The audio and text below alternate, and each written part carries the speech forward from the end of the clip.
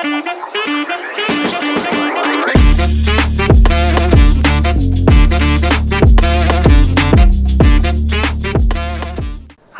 selamat pagi Sobat Podeum. Jumpa lagi dengan saya Yuli Andari Merdikaning Tias dalam podcast di Museum Balada Turanga. Nah, pada pagi hari ini kita kedatangan seorang dosen ya dari Universitas Teknologi Sumbawa. Beliau sehari-harinya mengajar dan juga melakukan banyak sekali kegiatan-kegiatan penelitian yang berbasis pada kebudayaan. Mari kita sapa. Selamat pagi Bu Sinta. Selamat pagi. Apa kabar Bu? Alhamdulillah sehat. Ya baik. Pagi hari ini kita mau ngobrol-ngobrol ya sebenarnya tentang hal yang berkaitan dengan kebudayaan maupun bagaimana sebenarnya teknologi digital itu bisa membantu program-program kebudayaan itu lebih bisa aksesibel terhadap masyarakat. Nah, sebelumnya mungkin kita sedikit kenalan dulu ya dengan Mbak Sinta. Mungkin bisa sedikit cerita bagaimana dunia yang digeluti sebagai seorang dosen, lalu kemudian memiliki penelitian-penelitian yang berkaitan dengan kebudayaan. Baik, terima kasih atas kesempatannya Yayasan Balada Turanga yang udah ngundang saya nih di podcast kerennya. Perkenalkan saya Sinta, saya aktivitasnya memang adalah dosen di program studi informatika Fakultas Rekayasa Sistem UTS. Awal dari penelitian karena memang kita kewajiban ya sebagai dosen melakukan penelitian, pengabdian kepada masyarakat. Nah, saat awal-awal jadi dosen itu memang ada semacam coaching gitu ya dari senior-senior yang menyampaikan bahwa penelitian itu kalau bisa konsen di satu bidang. Nah, saya mengambil bidang kebudayaan karena memang pertama saya melihat di perpustakaan, saat itu saya sering main ke perpustakaan, banyak arsip-arsip tuh yang sangat tua begitu ya, kemudian lapuk dan bahkan kadang-kadang cuma satu gitu ya. Nah, itu menjadikan saya kepengen, oh ini sebenarnya bisa didigitalisasi semuanya gitu ya. Nah, dari situlah sejak tahun 2018 ketika saya awal-awal semangat untuk melakukan penelitian, saya ngambil judul yang pertama itu Ensiklopedia Kebudayaan Sumbawa. Jadi harapan saya bisa mengarsipkan beberapa data yang dalam bentuk kertas gitu ke dalam digital. Dan alhamdulillah sejak saat itu yang didanai oleh Kementerian Dikti, alhamdulillah sampai sekarang tahun 2019 dan seterusnya saya risetnya akhirnya di bidang kebudayaan untuk digitalisasi. Nah, di sini juga tercatat ya ada nih di biodatanya Bu Sinta nih sedikit saya lihat beliau ini memang sudah menekuni ya digitalisasi bidang kebudayaan terutama konten kebudayaan untuk media digital itu sejak tadi disebut sejak 2018. Namun sejak 2022, 2023, 2024 juga beliau itu mendapatkan sebuah proyek yang didanai oleh dana hibah Dana Indonesiana dan ini juga satu hal yang menggembirakan ya bagi setiap intelektual maupun budayawan yang memang bergelut untuk pemajuan kebudayaan. Nah, tahun 2022 itu kalau tidak salah nama penelitian dan proyek digitalisasinya itu adalah media literasi ya berbasis aplikasi smartphone Android dalam mengenalkan kebudayaan Sumbawa kepada penyandang disabilitas netra. Nah, mungkin ini bisa dielaborasi sedikit Bu, kenapa pada saat itu yang dilihat adalah aplikasi smartphone, terus kemudian bagaimana juga mau menerima manfaatnya itu adalah rekan-rekan disabilitas netra. Baik, jadi pada saat menulis proposal untuk Dana Indonesia yang pertama saat itu, saya melihat gitu ya bahwa jarang sekali kalau kita jalan-jalan ke museum gitu ya, jarang sekali kita lihat yang sahabat-sahabat yang disabel gitu ya. Nah, sementara mereka di dalam undang-undang sempat saya baca itu mereka punya hak gitu yang sama untuk menikmati kebudayaan. Nah, alhamdulillah saya mencoba untuk menuliskan proposal yang membuat alat bantu sehingga yang membantu pemerintah juga gitu untuk bisa memberikan akses yang sama gitu ya kepada teman-teman disabel. Dan alhamdulillah dengan niat membantu sahabat disabel, alhamdulillah dapat juga kemarin hibahnya dan sudah kita implementasikan dan semoga bisa terus bermanfaat seperti itu. Nah, di sini yang menarik karena Museum Baladaturanga kan menjadi salah satu penerima manfaat juga ya aplikasi media literasi berbasis Android ini. Nah, pada saat itu juga saya terpikir memang bagaimana aplikasi itu menjadi satu media baru buat para pengunjung museum gitu, karena kan tahu sendiri kondisi di Sumbawa ya, museum itu juga belum begitu familiar pertama. Terus kemudian yang kedua, tidak banyak museum yang istilahnya memberikan deskripsi terhadap koleksi yang mereka punya dengan lebih detail. Paling mungkin sebaris dua baris caption yang ada di bawah benda, misalnya berupa koleksi dan lain-lain. Nah, pada saat itu kira-kira apa yang selain pada sedikit pengunjung difabel, itu kira-kira bagaimana pada saat itu Mbak Sinta sebagai sebagai istilahnya seorang peneliti dan juga dosen itu melihat kondisi museum perpustakaan maupun cagar budaya kita di Sumbawa, sehingga ada satu inovasi mungkin yang bisa dikerjakan melalui media literasi ini. Jadi alhamdulillah sih dengan yang sudah kita sajikan juga ya di Museum Baladaturanga, alhamdulillah dengan support dari ketua yayasan juga, alhamdulillah sudah kita sajikan juga barcode-nya. Nah, untuk inovasi kedepannya mungkin bisa kira-kira lebih kita sosialisasi sih gitu, sehingga sahabat-sahabat disabilitas yang di daerah maupun di luar daerah merasa ingin gitu menikmati fasilitas yang sudah ada di Museum Baladaturanga tersebut. Dan kemudian kalaupun ada inovasi ke depannya mungkin bisa di support mungkin dengan earphone mungkin. Jadi nanti ketika datang langsung aja pakai earphone-nya langsung sensor gitu ya ke pusakanya gitu ya, atau ke ruangannya gitu. Untuk inovasi kedepannya sih kayaknya insya Allah bisa seperti itu sih kalau gambarannya gitu. Dan mudah-mudahan nanti bisa sama-sama kita upayakan seperti itu. Nah, berbicara soal cagar budaya gitu ya, warisan budaya, itu kan anak-anak muda itu mereka lebih cenderung melihat satu situs kebudayaan gitu ya, entah dia benda ataupun deskripsi bangunan gitu, harus punya ada sesuatu yang bisa attract gitu ya, bisa membuat mereka itu tertarik gitu untuk mengikuti ceritanya gitu, maupun misalnya melihat bagaimana kira-kira potensi apa yang diberikan gitu oleh si museumnya itu kepada mereka seperti itu. Nah, kalau menurut Mbak Sinta sebagai dosen informatika ya, sejauh mana informatika itu bisa istilahnya memberikan manfaat yang cukup signifikan sih buat konten kebudayaan? Jadi kalau menurut saya yang sudah kita lakukan ini kan baru membangun perangkat lunak alat bantunya rata-rata ya untuk digitalisasi tadi yang berkas, yang pusaka ke dalam bentuk digital. Nah, cuman ini harus dibantu juga dengan bagaimana mengemas sehingga remaja yang saat ini itu juga mau datang ke museum atau mau menikmati begitu ya, ingin mengetahui atau melestarikan kebudayaan.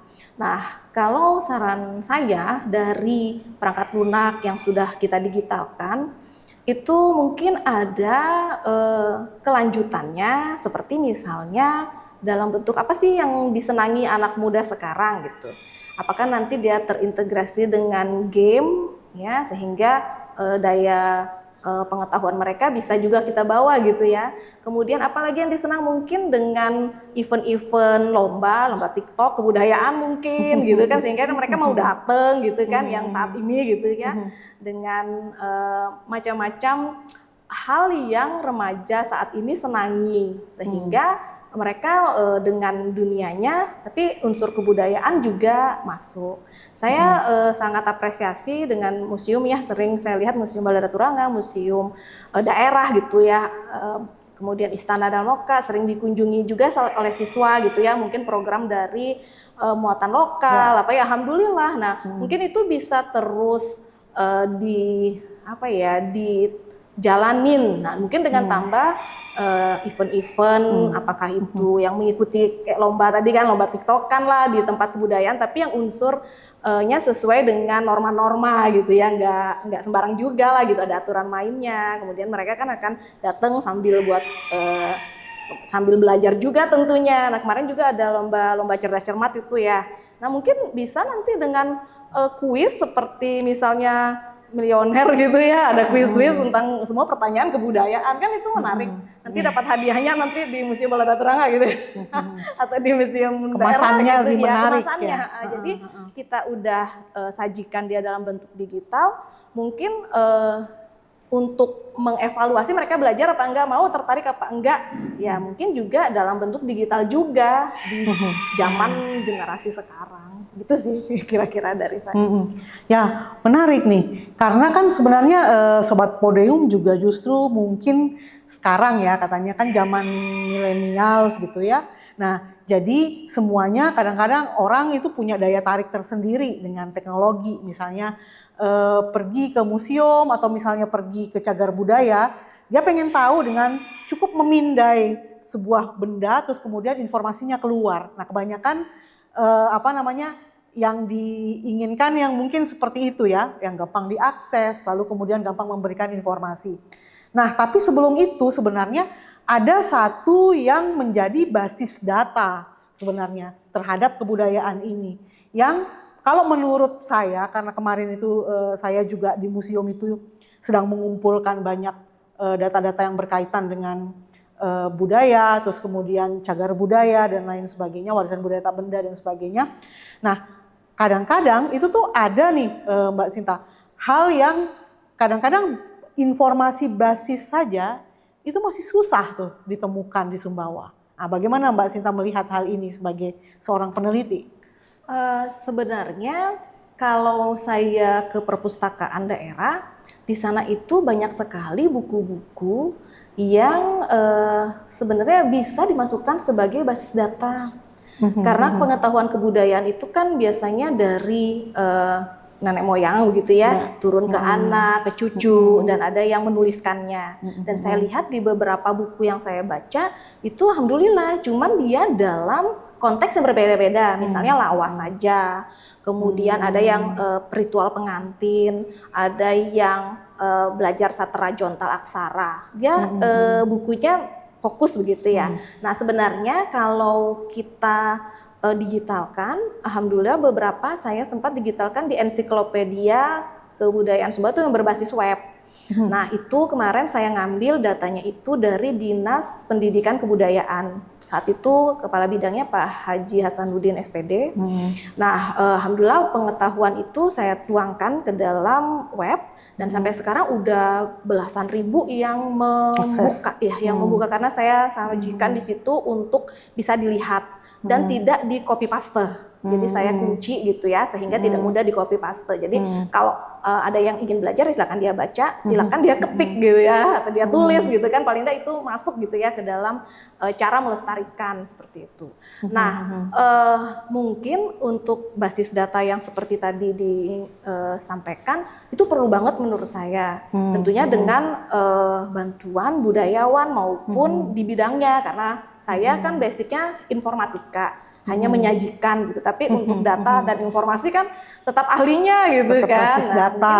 Mungkin untuk kedepannya, untuk kedepannya boleh nanti kita kolaborasi gitu ya, dari Mbak Andari selaku budayawannya, kemudian saya mungkin dari membantu di basis datanya berbasis digital gitu. Nah mungkin kajian step by step dari perpustakaan dulu deh kayaknya, karena di sana tuh banyak, cuman belum sempat semua kita tuang ke dalam aplikasi gitu. Pertama karena waktu menelitinya juga saat itu kan terbatas gitu. Dan saya ingin sekali melakukan untuk menginput data yang banyak itu ke dalam aplikasi. Tapi waktu, kemudian space untuk basis datanya sendiri. Karena saat ini kan saya memaintenance untuk aplikasi tersebut itu kan secara panggilan ingin melestarikan kebudayaan gitu pro bono ya. Sementara kan kalau kita harus memasukkan basis data yang besar di dalam sebuah penyimpanan digital kan itu membutuhkan juga ruang yang besar gitu. Mungkin kedepannya bisa kita biaya juga silaturahim dengan kira-kira dinas mungkin atau museum-museum ada di Sumbawa mungkin gitu, karena banyak sekali sebenarnya yang belum terdigitalisasi dari berkas-berkas yang tadi yang udah mau lapuk tadi, yang cuma satu, jangan-jangan dipinjam terus hilang gitu, nggak ada lagi aksesnya. Itu yang mengerikan tuh, karena kita sering kali ada kebiasaan nih, kalau misalnya kita bisa bilang buruk ya bisa dikatakan demikian, misalnya kadang-kadang pinjem tapi nggak balik. Iya, khawatirnya itu. Jadi yang meminjam, yang menagih itu malu. nggak balik-balik gitu ininya, padahal itu misalnya basis data yang paling penting, misalnya itu merupakan transkrip atau merupakan buku satu-satunya tentang objek kebudayaan A misalnya seperti itu. Nah jadi digitalisasi di sini bisa dikatakan sebagai salah satu upaya ya membantu untuk pelestarian kebudayaan. Nah selain media literasi tadi itu kan Mbak Sinta juga mengeksplorasi selain ensiklopedi tadi berbasis web, lalu kemudian media literasi berbasis smartphone Android. Nah, kayaknya juga pernah punya penelitian tentang pelestarian bahasa Sumbawa ya melalui e-learning ya. Mungkin bisa diceritakan ke Sobat Podeu, Mbak Sinta. Baik. Jadi karena saya konsennya memang bagaimana melestarikan kebudayaan gitu ya. Alhamdulillah setelah menyimpan dalam basis data yang mungkin masih minim, kemudian saya melakukan riset yang bagaimana teman-teman disabel bisa mengakses kebudayaan. Nah di tahun 2023 saya melihat jadi bahasa Sumbawa ini jarang gitu digunakan gitu ya. Saya juga pribadi gitu ya, karena lahir besar di Sumbawa tapi jarang bisa menggunakan bahasa Sumbawa. Nah ini menjadi kekhawatiran juga karena sempat baca-baca jurnal di beberapa jurnal luar negeri maupun di dalam negeri. Jadi bahasa ini, daerah ini hampir punah gitu ya. Nah saya coba membuat riset bagaimana melestarikan bahasa Sumbawa, yang bahasa Sumbawa sendiri pun ada banyak juga jenis pembelajarannya. Ada yang sakeco, ada yang lawas, batutir, kemudian aksara, bahkan pidato bahasa Sumbawa itu ada. Nah dari situlah Bagesa juga ada. Ya, dari situlah saya mencoba untuk dengan teknologi saat ini. Kan nggak mungkin ada yang mau les bahasa Sumbawa gitu kan, jarang gitu ya, tapi kita coba buatkan peluang bahwa kalau ada yang mau belajar bahasa Sumbawa bisa nih, karena belum ada di ruang guru gitu ya. Nah saya mau coba versi ruang guru itu untuk belajar bahasa Sumbawa. Jadi kemarin referensinya dari hasil focus group discussion itu gimana ya kira-kira isinya gitu ya. Kalau di ruang guru belajar matematika, bahasa Inggris gitu ya. Kalau di e-learning yang kita buat bersama tim, nanti di situ bisa pilih pembelajaran bahasa Sumbawa. Dan alhamdulillah kemarin sudah kita sajikan dan ada guru masternya juga. Guru master yang mengisi informasi tersebut juga adalah guru master yang sudah diberikan sertifikat guru master bahasa dari Kantor Bahasa Nusa Tenggara Nusa Tenggara Barat. Barat. Jadi Luar data biasa. dan informasinya juga bukan dari sembarang juga, tapi dari pemilik sertifikat. Sehingga nanti anak-anak yang punya waktu luang bisa mengakses belajar mandiri karena e-learning kan, dari pengantarnya, kemudian teorinya, prakteknya, bahkan ada untuk tugasnya. Nah, yang unik dari e-learning ini ada pre sama post testnya. Jadi siswanya ini coba dulu nih, dia punya kemampuan berbahasa Sumbawa atau Balawas itu berapa, misalnya sekian gitu.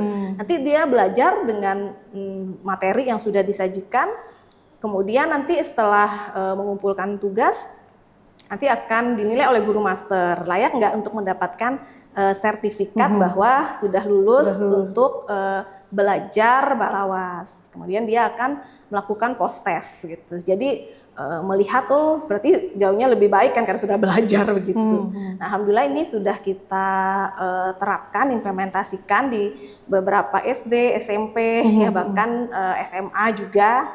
Dan alhamdulillah grafik Antusiasmenya gimana? ya, grafik dari pengguna, karena di sana ada saya taruh di aplikasi itu statistik jadi pengguna. Alhamdulillah ketika adik-adik menggunakan aplikasi, banyak yang nggak tahu juga bahasa Sumbawa, apakah mungkin pendatang gitu ya. Tapi setelah mereka post test, alhamdulillah saya lihat lebih baik gitu jawaban-jawaban informasi yang mungkin sudah belajar gitu. Artinya alhamdulillah ada peningkatan belajar dari siswa yang menggunakan e-learning. Nah, cuman ini kemarin masih dalam bentuk implementasi sederhana ya. Dan harapan saya sih karena ini masih panjang juga hostingnya, kemarin saya minta di kementerian tolong dikasih sekitar 4 tahun, itu permintaan juga dari kepala dinas saat itu Pak Dr. Muhammad Ihsan Safitri MSI, yang meminta umur aplikasi e-learning ini agak panjang. Kalau cuma setahun kegiatan kan udah nanti hilang, siapa yang mau menambung gitu hostingnya gitu ya. Alhamdulillah kemarin sudah kita izin ke Dana Indonesianya dikasih untuk 4 tahun. Jadi masih alhamdulillah sekarang masih dipakai terus, grafik per bulannya juga meningkat ya. Walaupun kadang-kadang banyak nggak lulusnya anak-anak, tapi kan mereka ada upaya begitu ya, sehingga nanti di post test kita akan lihat lagi, karena pembelajarannya kan nggak sebentar gitu, sekitar sebulan 2 bulan untuk belajar. Jadi ketika mereka ada waktu luang seperti itu, alhamdulillah. Nah, ini menarik yang bahasa Sumbawa, karena sering sekali ya kalau misalnya kita pergi ke acara yang berkaitan dengan bahasa, itu seringkali yang menjadi keluhan itu adalah banyak anak yang sudah tidak istilahnya dalam satu keluarga itu penggunaan bahasa itu jarang sekali frekuensinya. Nah, tidak hanya buat keluarga-keluarga yang misalnya berasal dari suku perkawinan antar etnis misalnya, ayahnya Jawa, ibunya Sumbawa, sehingga sehingga keluarga itu lebih memilih bahasa Indonesia, lalu anaknya juga lebih terpapar bahasa Indonesia daripada bahasa Sumbawa misalnya. Nah, tapi juga ada juga yang bercerita bahwa orang tuanya Sumbawa, dua-duanya Sumbawa, namun karena anaknya itu di sekolah selalu menggunakan bahasa Indonesia, akhirnya komunikasi orang tuanya juga tidak menggunakan bahasa Sumbawa.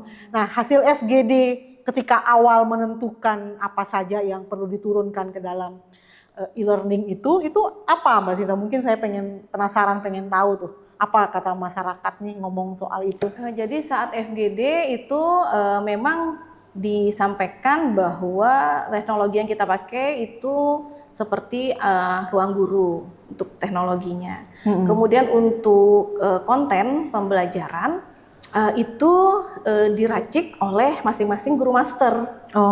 Karena guru masternya kan mendapatkan sertifikat guru master juga dengan pelatihan dari kantor bahasa di Nusa Tenggara Barat. Nah, jadi untuk isi konten kemarin kita sepakati bahwa guru master menyiapkan soal untuk pre dan post test. Kemudian menyampaikan pengantar. Nah, pengantar tentang bahasa Sumbawa masing-masing, apakah yang Sakeco, apakah yang Balawas, tergantung dari pilihan bahasa Sumbawa yang ingin disajikan di dalam e-learning. Nah, kemudian setelah itu ada pertanyaan juga yang diberikan oleh guru master untuk mengarahkan siswa untuk membuat konten atau kalau yang Balawas ya membuat video lagi Balawas, kalau yang puisi lagi membaca puisi itu dengan mimiknya begitu ya. Nah, kemudian itulah yang nanti akan dinilai langsung oleh guru masternya. Nah, setelah ada nilai tersebut, kalau dinyatakan bagus ya akan ke post-test. Tapi kalau enggak dikasih kesempatan lagi untuk mengupload video lagi gitu ya. Nah, seperti itu isi dari e-learningnya. Nah, dari FGD dan alhamdulillah sudah kita implementasikan di e-learningnya seperti itu. Nah, tentunya berarti bahasa pengantarnya pun ini pakai bahasa Sumbawa ya? kalau dari guru bahasa masternya? pengantarnya itu menggunakan bahasa Indonesia. Oh, bahasa Indonesia. Karena kan yang belajar bahasa Sumbawa kan bisa jadi Bukan orang Sumbawa, bisa oke. jadi keturunan Sumbawa tapi lagi di luar kota atau di luar negeri, tapi dia ingin juga belajar bahasa Sumbawa. Nah, setelah ada pengantar baru diselipin sama contoh yang bahasa Sumbawa. Jadi guru Materi master ya, guru materinya master bahasa Indonesia, memberikan bahasa materi Sumbawanya. bahasa Sumbawanya. Kemudian ada juga penjelasan bahasa Indonesianya dan ada video contoh, misalnya contoh berpuisi yang bagus. Maka guru master membuatkan contoh puisi yang dalam bagus bahasa bahasa Sumbawa. Sumbawa ataupun pidato bahasa Sumbawa. Nah, dan alhamdulillah sejauh ini di beberapa sekolah sudah meminta anak didiknya untuk menggunakan e-learning ini. Nah, cuman tadi karena skupnya masih kecil, mungkin perlu dukungan dari mungkin yayasan, mungkin mengadakan pelatihan atau sosialisasi bagaimana supaya rame-rame ke e-learning tersebut gitu ya, sehingga bisa jangkauannya luas begitu sih Jangkauannya lebih harapan. luas. Karena kalau di saya kan hanya peneliti yang menghasilkan perangkat lunak tersebut gitu. Karena kebijakan untuk mengimplementasikannya jauh itu kan ada di dukungan dari pemerintah maupun di dukungan dari yayasan yang memang bergerak di bidang kebudayaan. Nah, sejauh ini bentuk komunikasinya dengan institusi lain yang mungkin akan mengupayakan atau menggunakan e-learning bahasa Sumbawa ini seperti apa, Mbak Sita? Kemarin sempat kami selalu didukung juga oleh Dinas Pendidikan dan Kebudayaan Kabupaten Sumbawa, Bu Kabitnya juga, Pak Kabitnya juga.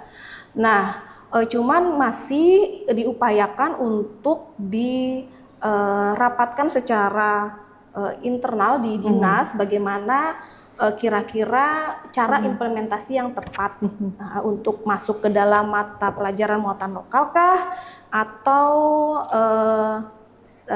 misalnya berkeliling kan mensosialisasinya. Nah, jadi itu yang bukan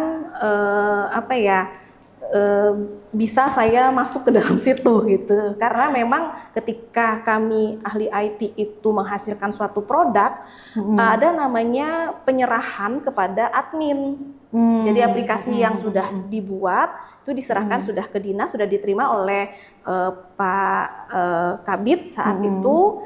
Nah, adminnya juga sudah dari dinas. Nah, jadi kalau ibaratnya aplikasinya kan sudah nggak ada trouble dan sebagainya, ya insya Allah tinggal dipakai aja gitu ya. Nah, cuman kejangkauan luasnya itu yang tetap kembali kepada yang memiliki wewenang seperti itu. Nah, menarik kalau kita misalnya mengupas soal kebudayaan, hubungannya dengan digitalisasi, dan bagaimana masyarakat awam dari berbagai kalangan dia bisa mengakses itu sebagai satu sumber pengetahuan. Makanya tadi ketika Mbak Sinta ngomong bahwa awalnya itu dia berasal dari perpustakaan, data-data kebudayaannya itu tersimpan dalam buku maupun arsip-arsip tua, atau misalnya di museum itu dia tersimpan informasinya itu dalam artefak budayanya, benda-bendanya. Nah, sehingga perlu ada satu buah transformasi ya transfer informasi maupun juga upaya-upaya untuk perlindungan dari sumber fisik dari data-data kebudayaan tersebut. Nah, selama ini Mbak, tantangannya apa yang paling terbesar ketika misalnya memulai sebuah proyek alih media kebudayaan, misalnya alih media konten kebudayaan, sehingga dapat lebih terakses. Itu apa yang menjadi tantangan terbesarnya? Tantangannya sebenarnya adalah data dan informasi kebudayaan. Karena ini adalah hal yang sensitif, khawatir salah. Oke. Sehingga saya ketika menyajikan data dan informasi, yang pertama adalah saya merujuk ke buku. Ketika ada di buku, makanya kan saya sajikan sumbernya. Kemudian tentunya dengan hasil FGD. Di sana kan kami mengundang narasumber, ahli kebudayaan, setiap informasi, data dan informasinya kami tuangkan.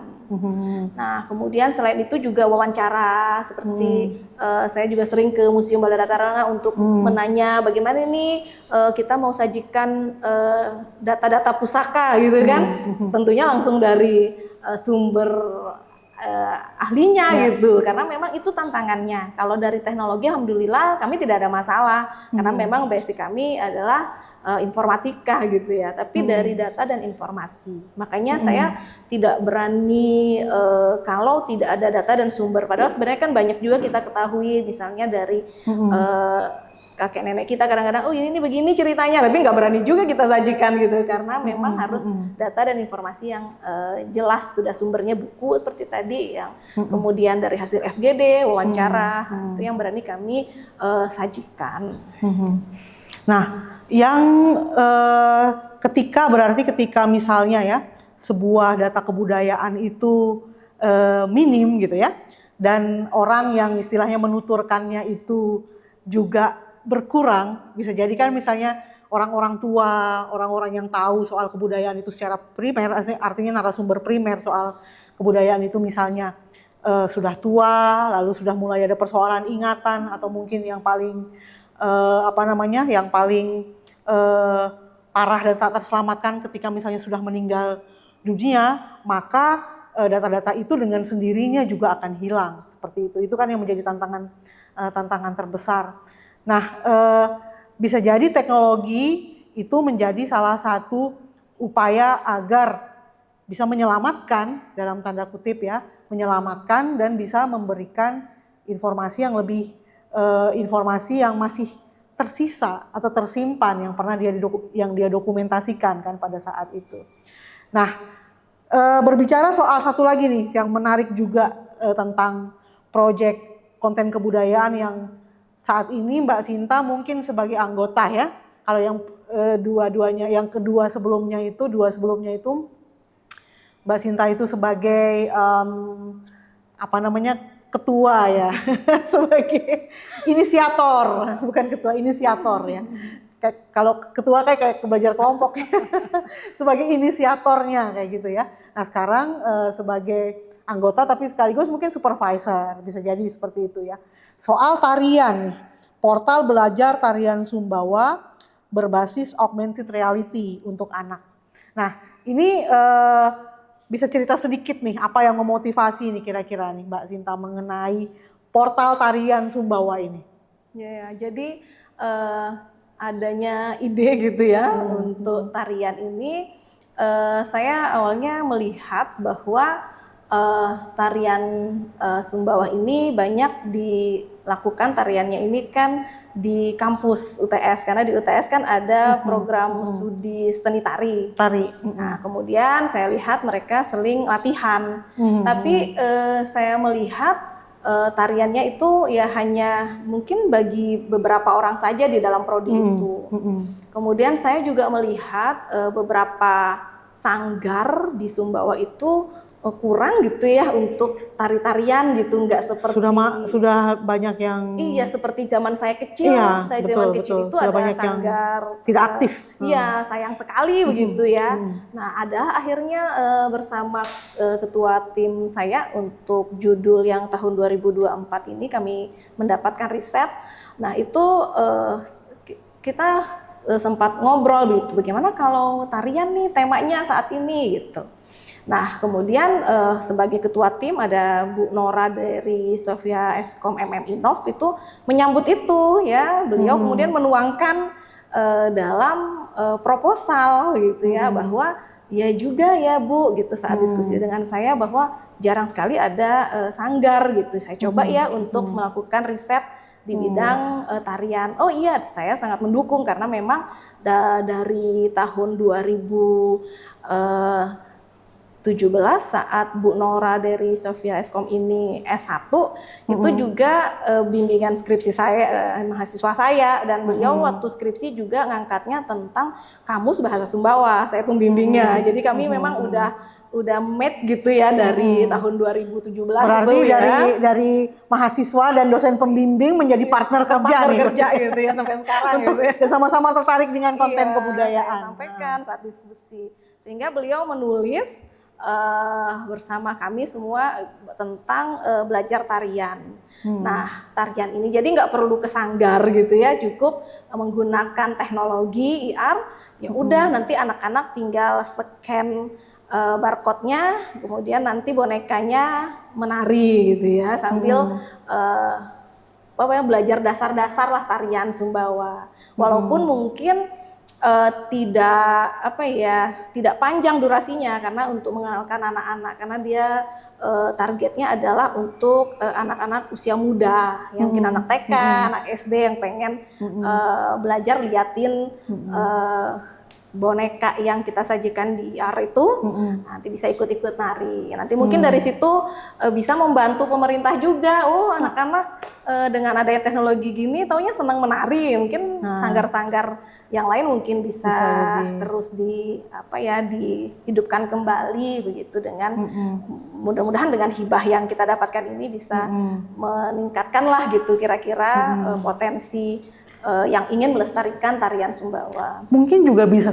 jadi satu jalan masuk ya, agar tari-tari yang sanggar-sanggar yang dulunya itu dia mati suri, nggak aktif, itu bisa aktif lagi karena ada anak-anak yang memang mereka mungkin ingin bertanya lebih lanjut ya tentang bagaimana gerakannya, atau mungkin mereka lebih puas melihat dilatih secara langsung oleh pelatih yang ada seperti itu. Mudah-mudahan nanti pas launching nanti bisa kita sambil sosialisasi aplikasi tarian Sumbawa berbasis IR ini, mudah-mudahan nanti. Iya. Kapan rencananya ini Mbak Sinta mau di launching? Kalau dari Mbak Nora sebagai ketua itu menyampaikan di lini masa kegiatannya itu kalau nggak salah sih di bulan akhir Juni atau awal Juli. Nah itu siap-siap ya Sobat Podium ya. Jadi ini nanti akan ada aplikasi portal Tari Sumbawa berbasis augmented reality. Jadi mungkin yang istilahnya gini ya, sekarang itu kan kalau kita mager gitu ya, tapi sambil kita lihat HP gitu kan, kadang-kadang ada nih workout mana yang bisa ngecilin perut. Itu juga dengan augmented reality kan ya. Nah jadi misalnya kalau bagus juga kalau misalnya itu nanti dia bisa masif, dan kalau misalnya ada di aplikasi gitu ya, ada di portal, dan kemudian itu bisa ada link yang diklik oleh para anak-anak ya, oleh anak-anak Sumbawa, kan dia bisa lihat gimana caranya belajar tari nguri atau tari apa gitu, tari Sumbawa. Akhirnya sudah ada contoh gerakan. Nah itu juga mungkin bisa bisa dilatih sendiri, atau mungkin nanti jadi satu upaya agar juga pelatih tari itu kemudian bangkit lagi gitu untuk memiliki sanggar-sanggar yang bisa lebih bagus gitu. Nah, oke, nggak terasa ya Mbak Sinta, kita udah ngobrol cukup panjang ini. Nah mungkin sebelum kita ke titik akhir ya, sebelum kita ke pokok bahasan penutup gitu. Nah mungkin kita bisa tahu, mungkin Sobat Podium penasaran juga ya sebenarnya apa yang menjadi harapan mungkin ya dari Mbak Sinta terhadap kegiatan-kegiatan konten kebudayaan yang bisa istilahnya dimediasi atau dialih mediakan gitu oleh teknologi, mungkin kira-kira bisa. Baik, harapan saya aplikasi maupun digitalisasi yang udah ada dibangun oleh kami tim maupun tim-tim lainnya yang konsen di bidang kebudayaan ini bisa disosialisasi, dijauhkan jangkauannya gitu sehingga bisa bermanfaat, diperluas ya, bisa jangkauannya. bermanfaat, bisa dipakai dan adanya dukungan tentunya dari semua pihak baik pemerintah maupun penggiat-penggiat kebudayaan serta yang paling penting adalah dukungan maintenance. Karena itu yang paling ini di penting. dalam Ya teknologi konteks juga teknologi punya gitu ya. keterbatasan juga ya. Nah, jadi itu sih yang Bukan penting segalanya juga ya. ya. Jadi maintenance ini kita butuh dukungan karena selama ini saya menjaga aplikasi-aplikasi saya itu masih personal gitu ya bersama Berarti tim. pakai kocek pribadi juga. Ya, begitu. Jadi harapannya ada dukungan untuk pemeliharaan dan kedepannya jauh lagi mungkin pengembangan dengan teknologi-teknologi yang sekarang kan semakin canggih nih, kan bisa dikembangkan semuanya. Tadi kan seperti yang ada di museum masih sistemnya scan barcode, kan itu bisa dikembangkan jadi sistem earphone atau virtual museum. Ya, Nah, virtual jadi museum, benar. apa ya perkembangan teknologi juga kita ikuti gitu ya. Nah, saya harapannya sih Karena juga audiensnya juga akhirnya juga sehingga sudah bisa melek dengan dipakai teknologi. dengan zaman yang terus jalan gitu kan. Jadi informasi datanya, kebudayaannya bisa dinikmati oleh semua pihak, baik yang dewasa maupun yang remaja maupun anak-anak. Gitu. Oke, nah baik Sobat Podium, yang mungkin ini adalah sesi terakhir ya. Ini merupakan pertanyaan terakhir tadi dan juga Mbak Sinta sudah mengutarakan harapannya terhadap teknologi. Nah, yang sedikit yang bisa saya catat dari tadi, yang saya simpulkan dari tadi obrolan ini bahwa sebenarnya media itu hanya sebagai fasilitas alat bantu untuk konten kebudayaan. Yang paling penting sebenarnya adalah data kebudayaannya itu harus lestari terlebih dahulu, baru terus kemudian dia bisa menjadi sarana yang dialih mediakan, dialih teknologikan atau dibuat menjadi lebih berkembang, lebih aksesibel dan bermanfaat. Nah, teknologi juga tadi seperti dikatakan oleh Mbak Sinta, dia juga punya keterbatasan. Dia harus punya space yang cukup besar, lalu ada maintenance, dan dia juga harus terus dilestarikan dan juga perlu ada dukungan. Ini yang paling penting. Perlu ada dukungan dari semua pihak yang berkaitan dengan maintenance, kebijakan, juga untuk menyebarluaskan hal tersebut kepada masyarakat agar bisa terakses lebih luas lagi. Baik, sampai sini obrolan kita dalam Podium yang berkaitan dengan konten kebudayaan, teknologi, dan digitalisasi bersama Bu Sinta. Terima kasih Bu Sinta. Ya, baik, kita tutup podcast ini dengan mengucapkan wassalamualaikum warahmatullahi wabarakatuh. Sampai jumpa pada Podium selanjutnya. Terima kasih semua.